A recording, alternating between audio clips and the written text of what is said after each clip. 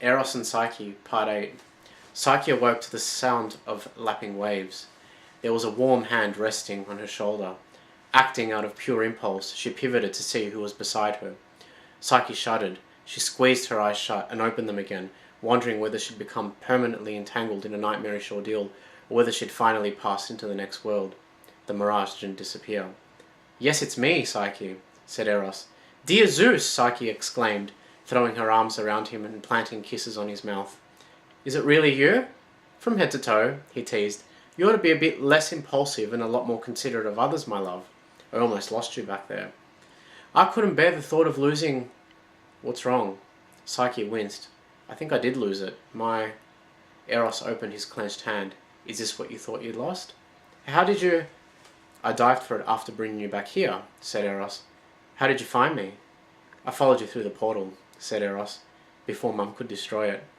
"You got through without being noticed?" Psyche asked.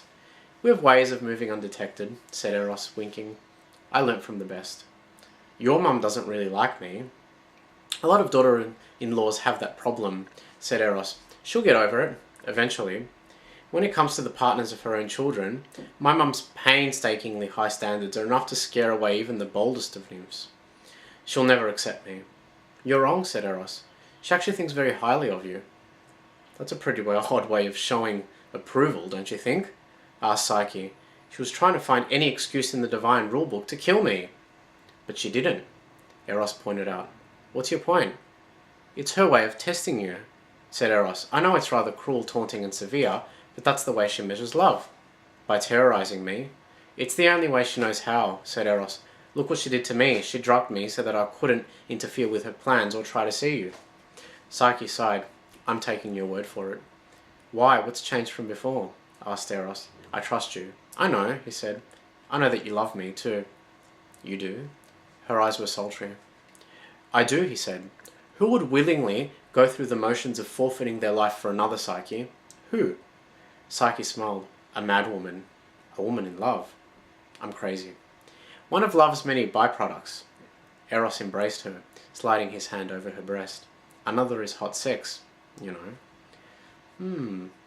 His fingers orbited her nipple before squeezing gently. "Like the good time you were showing me before you decided to break the spell and with your ice pick and blowtorch." "Dear Zeus." "I spoke to him via microchip earlier," said Eros. "You did?"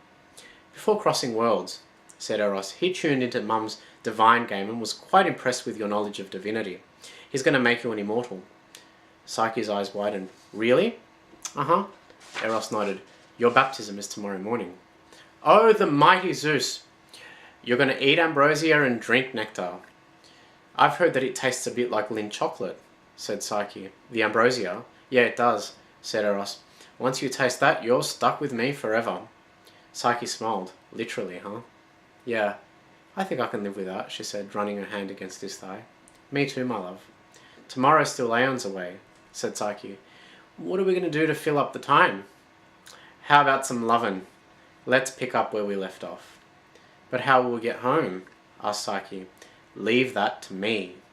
Psyche felt the Eros's grip around her waist tighten, and in the space of a microsecond they were back inside the comfort of their accustomed bedroom. This time around, there was no hiccup, no doubt boiling to the surface of her conscious mind and spoiling their bliss.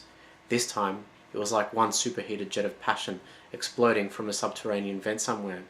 She was the progenitor of the pressurized force, he the water pumping through the vent. They interpenetrated and sublimed into one another like solute and solvent.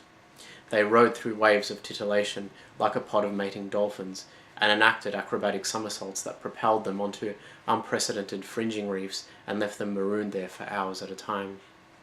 The encounter was miraculous and vigorous, fiery and energetic, earth-shattering and blissful, impulsive and instant. It was, well, the procreation, accomplishment, and multiplication of new life. Hence, after entwining around one another like a couple of baby lianas, Eros and Psyche, love and soul, were destined to partake of the same being, to grow towards the pocket of glorious sunlight that is that being, and to experience and experiment together with the polychromatic and multidimensional unity that is being. Thank you for listening, and I'll see you next time.